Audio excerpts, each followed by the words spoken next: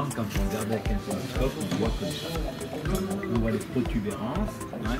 Les protubérances, c'est des éjections de matière, hein, qu'on voit à la surface du Soleil. Donc là, ce qu'on voit ici, ce sont les taches solaires. Alors les taches solaires, quand il y a eu une protubérance, après, il y a un refroidissement. Et c'est là qu'on voit le contraste entre le restant de la surface du Soleil et à l'endroit où il y a eu la protubérance. Ça veut dire que là, c'est plus froid que tout le reste de la surface du Soleil. Et là, il y a environ 1000 degrés de différence. Ah oui, pas rien. C'est ça qu'on voit les taches noires. D'accord. Alors on va dire que nous, on est positionné quelque part par là. Notre Soleil, allez, on va dire que c'est la petite étoile jaune, notre Soleil, d'accord? Donc, ça veut dire qu'entre là et le milieu de la galaxie, là c'est 27 000 années-lumière. Donc c'est très grand et c'est vraiment énorme. D'accord? Alors ça veut dire que le diamètre de la galaxie c'est 100 000 années-lumière. Et l'épaisseur,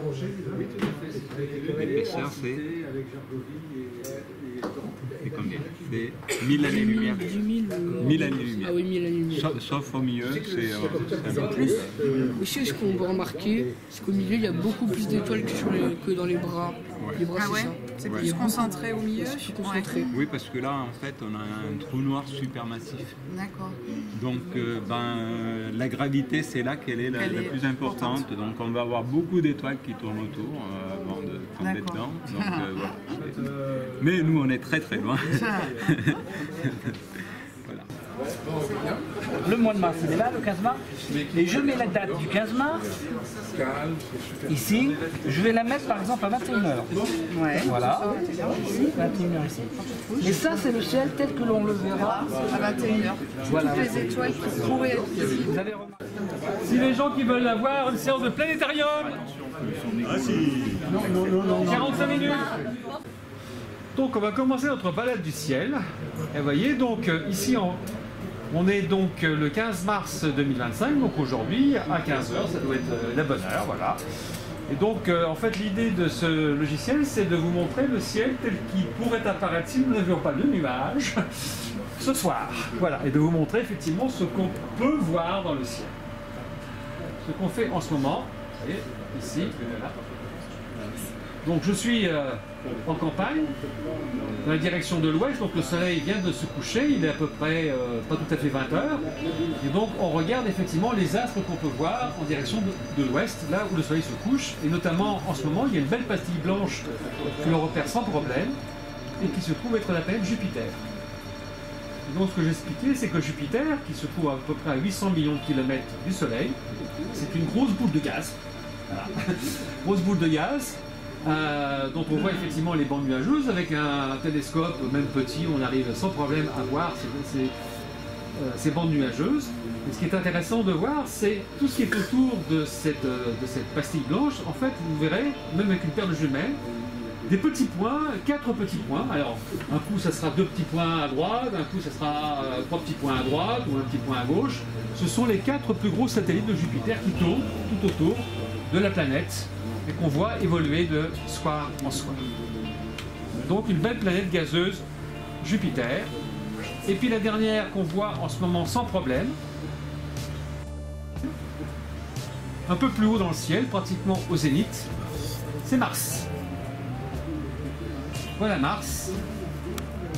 Alors en ce moment, même avec un télescope, elle est quand même relativement petite. Donc là, on a un très gros télescope, donc on est capable de grossir. Voilà, donc Mars en fait se trouve être la dernière planète rocheuse en partant du Soleil. Hein. C'est donc Mercure, Vénus, la Terre, Mars, Jupiter, Saturne, Uranus, Neptune. Donc Mars est en 4e position.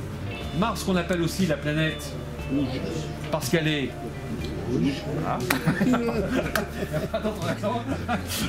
Alors en fait c'est un grand désert, mais on voit quand même qu'on a ça veut dire qu'on a de l'eau, de la glace. Hein, il fait moins 60 degrés sur Mars, l'atmosphère est beaucoup trop faible en termes d'épaisseur pour conserver une température ambiante comme sur la Terre où nous avons la chance d'avoir de l'eau liquide, donc la vie.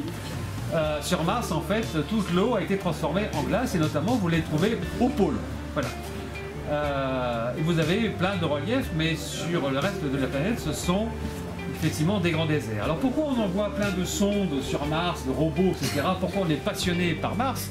C'est pas pour envoyer les humains, personne n'imagine envoyer l'humanité habiter Mars, qui est en plus une planète hostile. C'est parce qu'il y a 3,5 milliards d'années, ça ne rajeunit pas. En fait, l'atmosphère était beaucoup plus épaisse sur Mars, qui est une petite planète, donc il n'a pas été capable de la garder suffisamment longtemps, mais il y avait une atmosphère déjà épaisse, donc une température plus importante, donc de l'eau liquide. Et on sait que sur Mars, on voit des traces d'anciens lacs, d'anciens océans, d'anciennes mers, d'anciennes rivières. Or, si à 3,5 milliards il y avait de l'eau liquide, il y avait donc peut-être de la vie.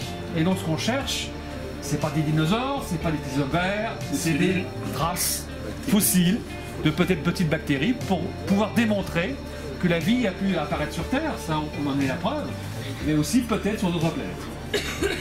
D'où l'intérêt qu'on présente à la planète Mars. Alors, vous savez ce qu'on appelle des constellations. Des constellations, en fait, ce sont des dessins imaginaires. Hein. Les anciens, pour se repérer, pour faire une carte du ciel, c'est simplement faire une carte, pour se repérer. Ils ont imaginé qu'ils pouvaient tirer des traits entre les étoiles pour faire des dessins d'objets, d'animaux, de personnages. Notamment des personnages mythologiques.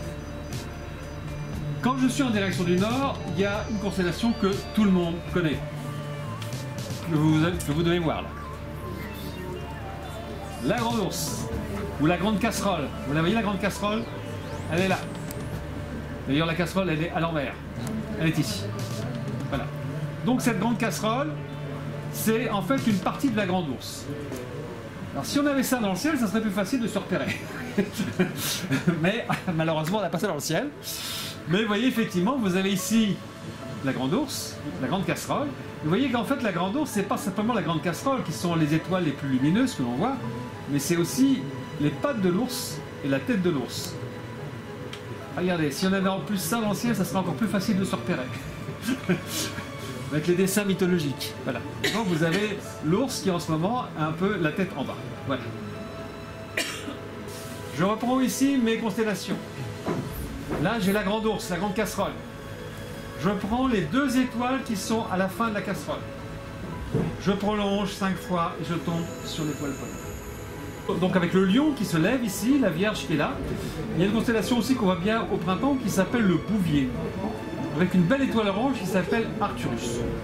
Et juste au-dessus du Bouvier, vous avez le télescope qui nous dit qu'il y a quelque chose à voir. Et bien je grossis. Je grossis.